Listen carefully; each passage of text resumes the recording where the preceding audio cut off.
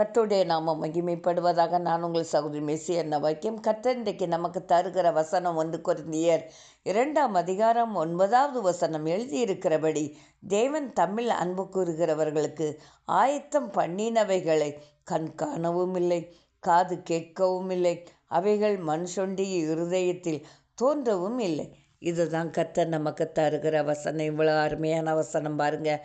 நீங்கள் உங்களுக்கு முன்பாக இருக்கிற வேதனைகளை, கண்ணீர்களை, பிரச்சனைகளை, நோய்களை கண்டு திகைத்து, என் வாழ்க்கை இப்படியே முடிஞ்சிருமா, என் வறுமைக்கு ஒரு முற்றுப்புள்ளி கிடையாதா என்று சொல்லி கலங்கி கொண்டு இருக்கிறீங்க. ஆனால் தேவாதி தேவன் உங்களுக்கு ஏற்படுத்தியிருக்கிற மேன்மையை யாருமே பார்த்துருக்க முடியாது, யாருமே கேட்டிருக்க முடியாது, யாருமே யோசிச்சிருக்க முடியாது. அப்படிப்பட்ட மேன்மையை உங்கள் வாழ்க்கையில் தரும்படியாக கர்த்தர் காத்திருக்கிறார்.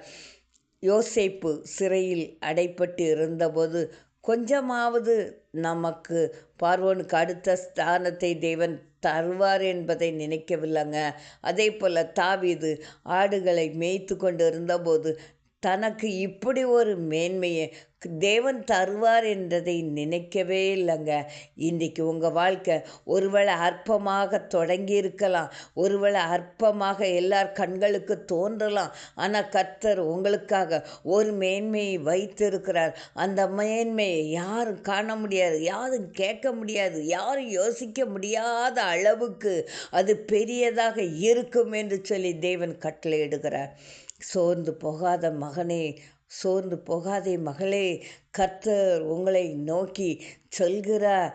கர்த்தர் பெரிய காரியங்களை உங்களுக்காக வைத்து அதிலே ஒரு தேதியையும் எழுதி அந்த தேதியில் உங்களுக்கு தரும்படியாக காத்திருக்கிறார். கர்த்தர் தாம் இந்த வார்த்தையை ஆசீர்வதிப்பாராக. ஆமென்.